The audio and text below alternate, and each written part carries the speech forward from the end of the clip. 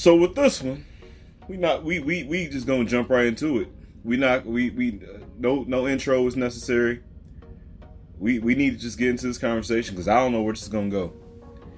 I have no notes prepared. I just saw this and I'm like, you know what? This is definitely video reaction worthy.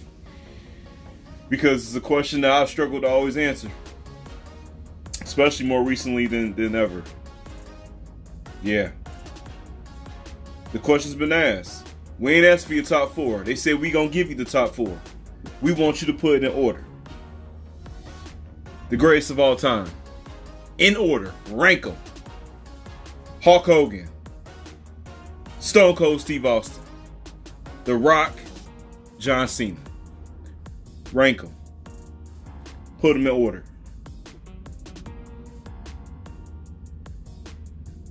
It's tough, man. It's tough, man. It's tough. And I'm going to try to not use my anti-Hogan bias, real life anti-Hogan bias. I'm going to try to keep it, and contained in the box that they talking about. Okay, so here's some factors you got to look at with each individual, right? Hogan was and here's the thing about Hogan. I think some people think that Hogan was like the longest reigning dominant superstar ever. And it was like, nah, Bruno Sammartino, fam.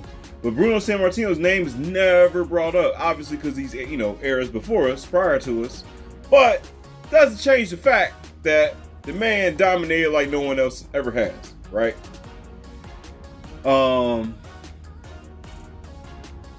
But with Hogan, Hogan was I'm 39, so through my lifetime, he was like the first one.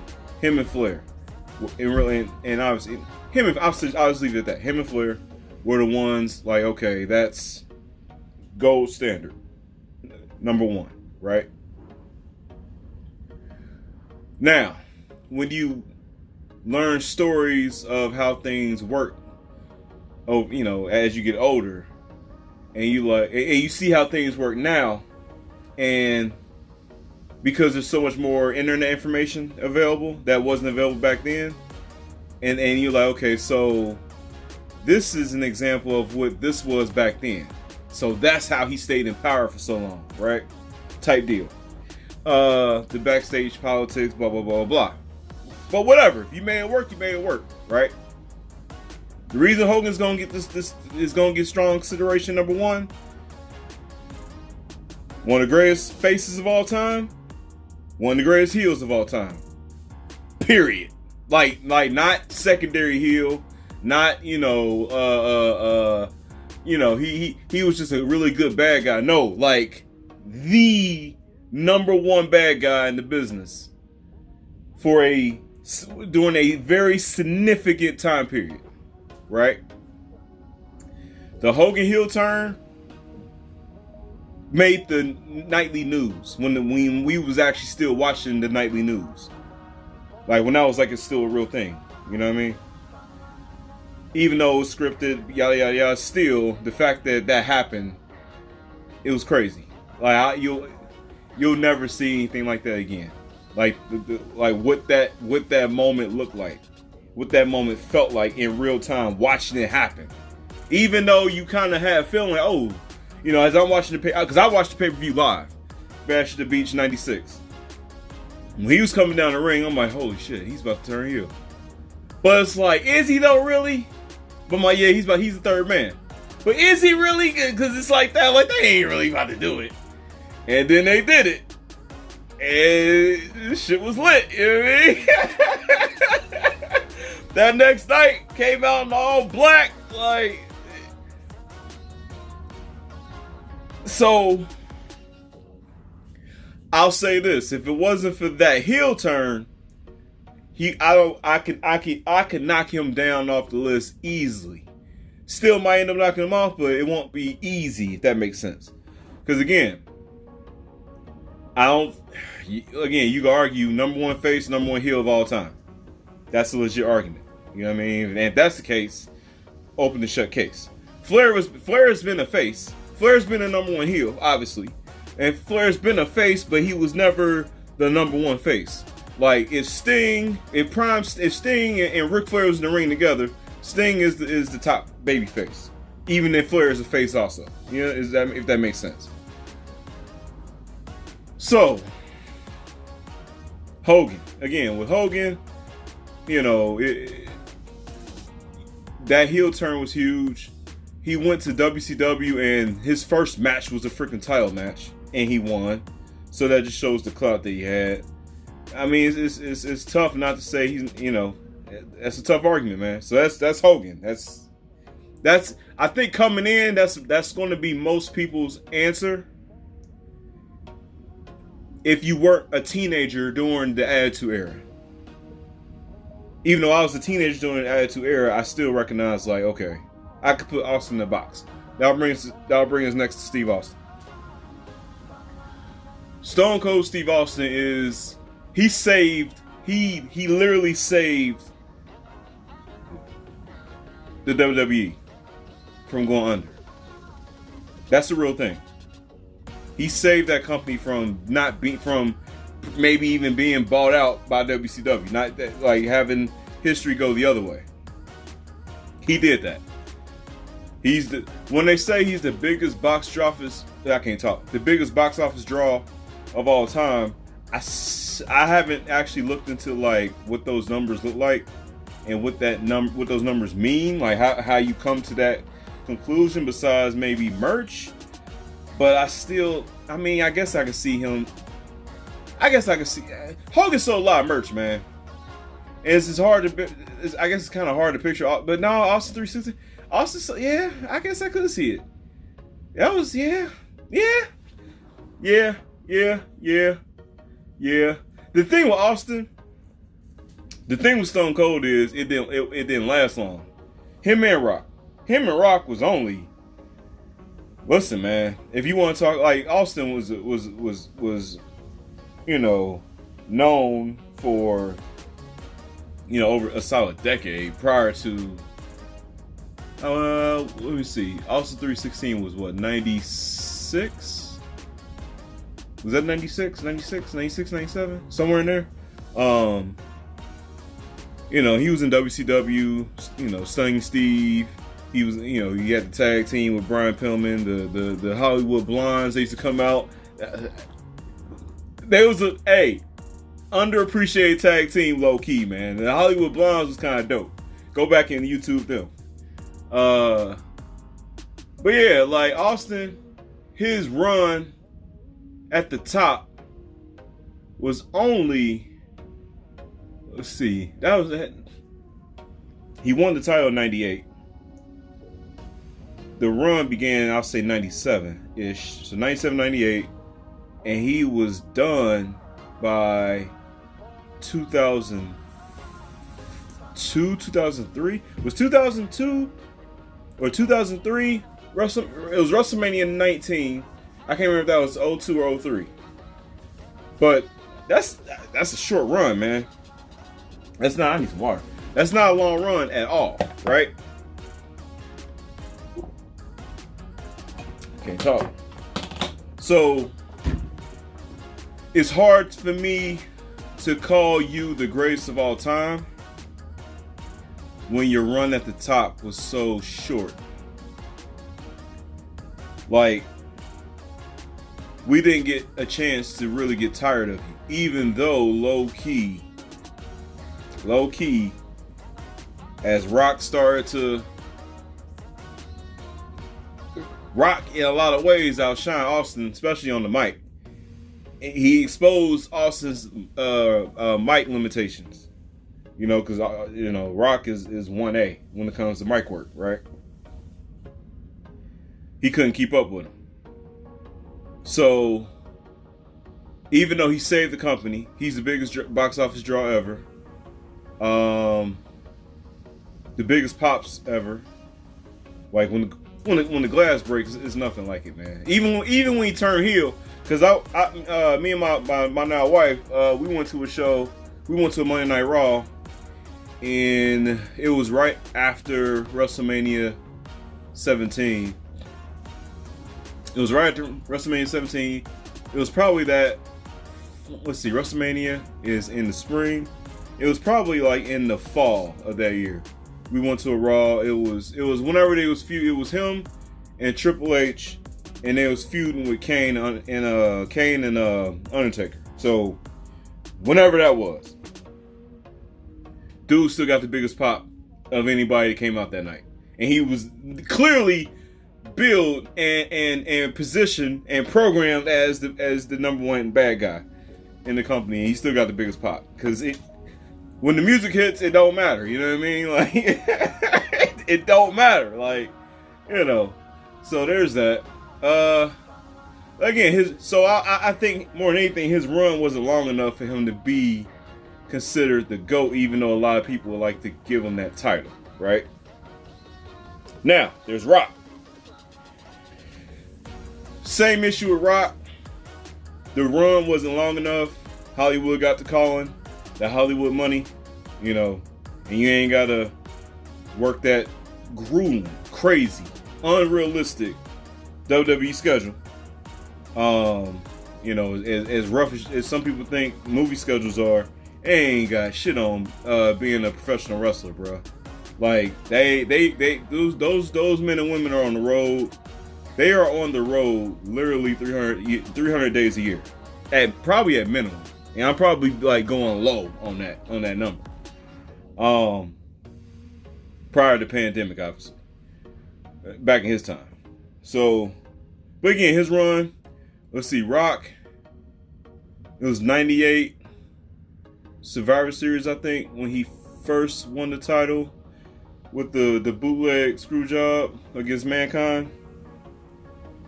So he made a comeback, a brief comeback in 2003 or 2 for his third match with Austin at WrestleMania 19. So again, that's a short run, man. That's not, and then he would make sporadic appearances until he made that long gap, like 7-year gap where he ain't show up at all because him and Vince, they weren't on good terms. You know, there was a time where he was like, "Don't call me The Rock. My name is Dwayne Johnson." You know, probably based on ownership of the name and trademark issues or whatever. Because Vince be on that. You know, Vince wants to own your actual real name type stuff, not just your character name. So I don't know if there was an issue with that for a brief time. But then he came back to do the whole build up for the John Cena program. The guest spot, the special guest host at WrestleMania 27, and then the year-long build to the main event at WrestleMania 28. Which, looking back, man, that was probably one of the last big, well built up feuds. I don't think it's been a better built up feud than the first one, not the second one. The first Cena Rock match. I don't think there's been a better setup than that since. Seriously. Like the Daniel Bryan thing was the Daniel Bryan thing wasn't well built. That was Vince giving in to the crowd demands while kicking and screaming. You know what I mean? So that I'm not giving him credit for the Daniel Bryan WrestleMania 30 moment. Like Vince McMahon does not get credit for that at all. But Cena, Rock won. No title on the line. Just CM Punk had to play second fiddle. I think it was him and Jericho, I think, in the middle of the card. Because Rock and Cena was the main event. So Rock came back, main evented. It felt like, to me, in real time, because Hogan Rock WrestleMania 8, was that 18, 19? No, 18. WrestleMania 18, Toronto. like I wasn't looking forward to the match coming into it. Like the build up was kind of weird the way they did it, so I wasn't like I wasn't like really into it. But then the crowd, the match wasn't great at all. People get, it was a great match. It wasn't a great match. It was an amazing crowd. The crowd made that match. The Toronto crowd gets all the credit for that match, and they didn't even know it was gonna be like that coming into the arena. Because if they did, they would have made that the main event. They had no idea that match was gonna get that reaction. No one did, except the people that bought the tickets. So, point is though, Rock is all scripted, but he was built. He was booked to beat. He's the only one to win. He's the only one to beat the other three guys at WrestleMania, right? So he was over enough for that to happen and for that to make sense. Absolutely made the right decision by him beating Cena in Miami at WrestleMania 28. I was nervous they wasn't gonna do it. That was 100% the correct decision on that. Rock today gives Vince McMahon a lot of leverage. Like there's a lot of credibility that the WWE has right now because of how big Rock is and how he's the number one guy in Hollywood. You know what I'm saying? And we know him from ain't from the movies. We know him from wrestling. Like that's the name. Like he ain't get the name from Hollywood. He got the name from being a professional wrestler and being great, right? So he gives them their credit today. The credit that the foundation that the WWE stands on right now today has nothing to do with Hulk Hogan. It has to do with The Rock.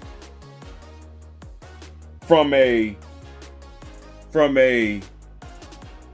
casual outside standpoint, not the hardcore fans, obviously. So The Rock's star power today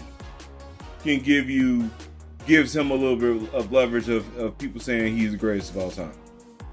Because just the fact that he's number one guy in the freaking world as far as entertainment, which is still crazy to me. But he worked his ass off for that. That's legit. So brings me to Cena. All right, so John Cena, and a lot of people gonna be like, no way. And John Cena's fourth on this list, a distant fourth. He shouldn't even probably be on this list. Yada yada yada yada yada. And I'm not saying you're not wrong, but I'm going to give you the reasons why he's on this list and why you can make the argument that he is where he's at the top of the mountain. So Austin saved the WWE back in like the late 90s, right? He saved the company from going under. John Cena saved the company in the mid 2000s. John Cena saved the company from all those deaths that were happening on WWE's clock and on their watch. The Benoit murders, Eddie Guerrero. Like, the WWE was not something like they was radioactive, bro. Like almost being attached to them and saying that name was radioactive. They had a bad. They was in a bad way from a PR standpoint, especially with the Benoit stuff, man. That was bad, bruh. It was bad. Obviously, what happened is awful. You know what I mean? And that's, it's way. You know what I'm saying? But that put the company in a bad spot from a reputation standpoint. Because then, you start looking, especially when the CTE, steroids, and you start going into that box. And so from that point on, I think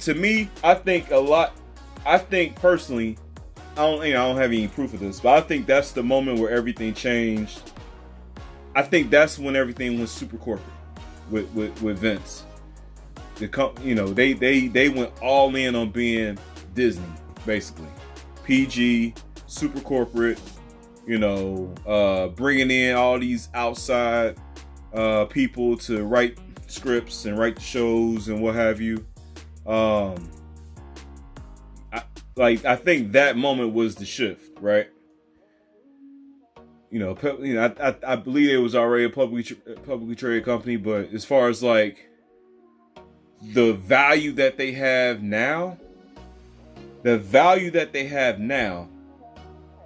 and basically like what got them.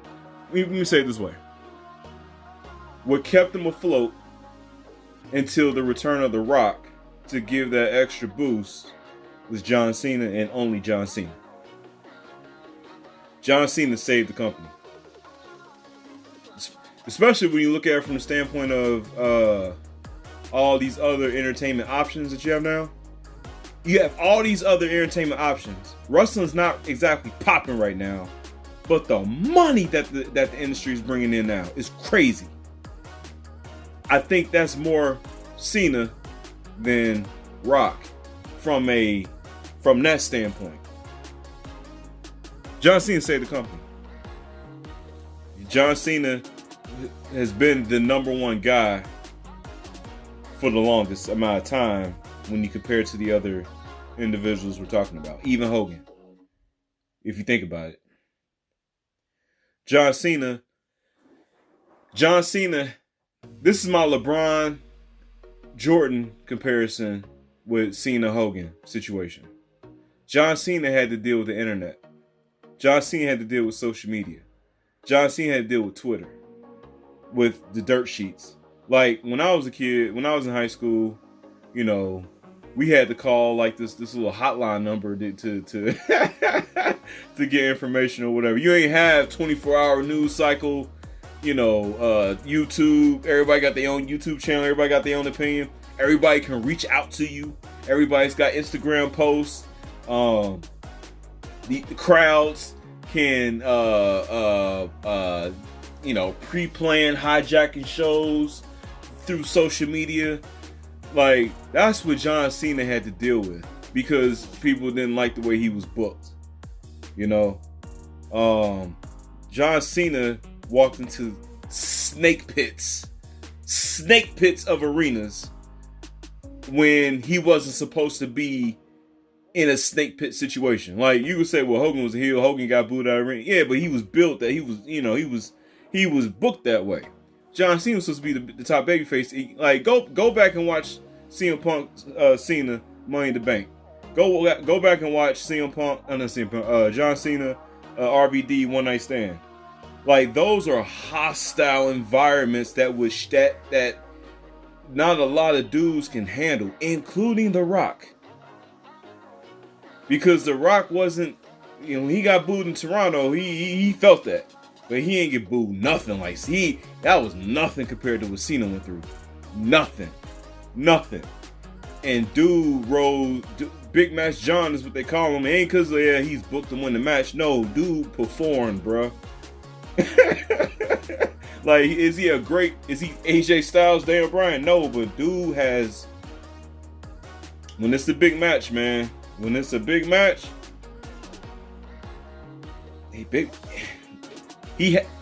listen, man, he has more better matches than all those dudes combined. Facts. Find me Hogan's 5-star match. I can name a couple with Cena off the top of my head. Money in the Bank with CM Punk, the Raw going into to end the year. No, what was it? The Raw, what was it?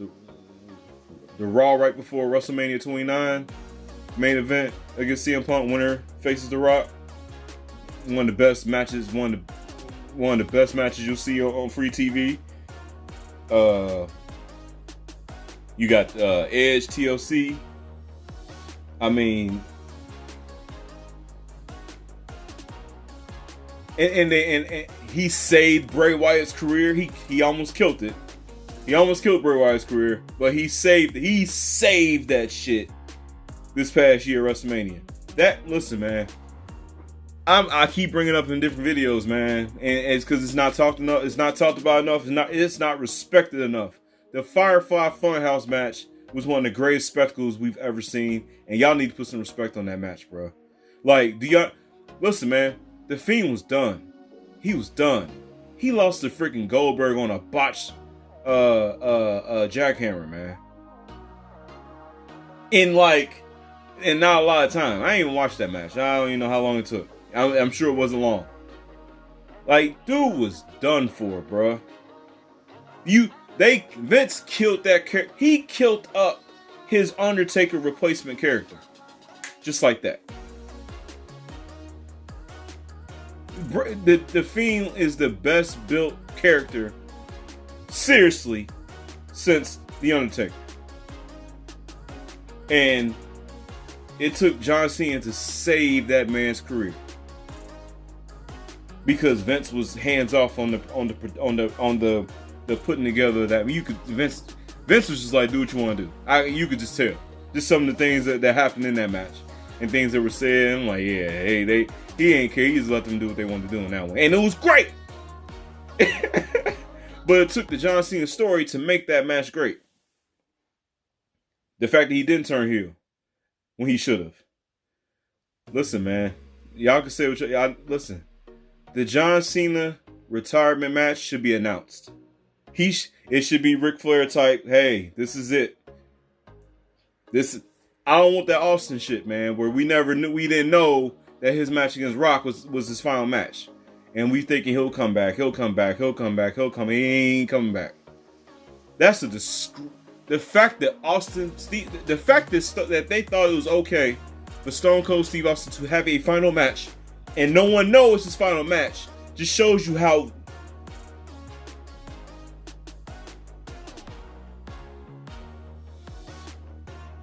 that's dumb. That's dumb. Dumb.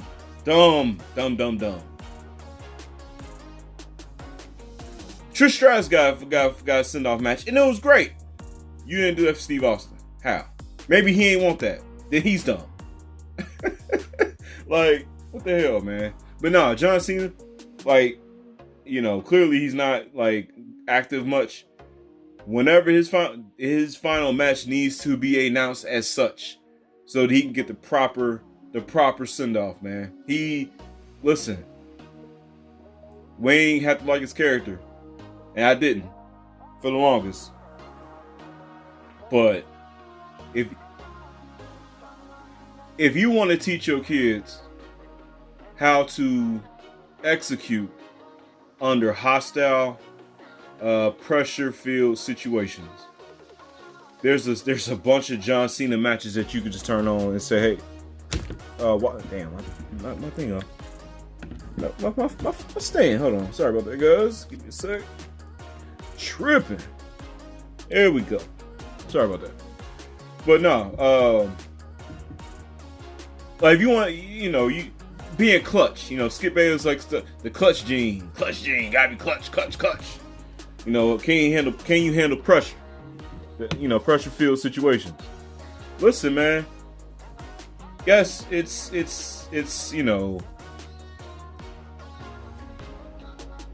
pre-planned, yada yada yada. But to walk into an environment where people are supposed to like you, but they really don't, and they express it really loudly, and you can still go out there and do your job and make people be like, yeah, he's great. Turn on some John Cena matches, man. Like, the dude is that good, bro. Like, he's that good. Like, the only reason that Rock match with him was so great was because of John Cena. You know what I mean? So I've been ran long, almost 30 minutes to this video. So let me. I still ain't answered the question. Woo!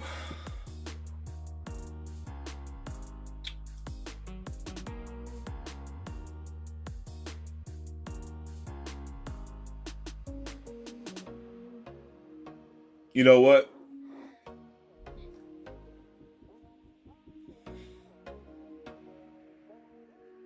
All right, forget it. John Cena, number 1.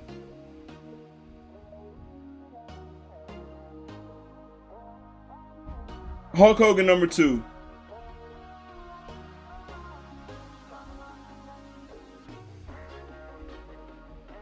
Austin 3, Rock 4.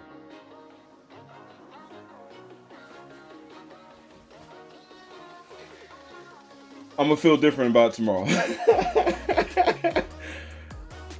Today, whatever the date is, what is the day? January 25th. Cena, Hogan, Austin.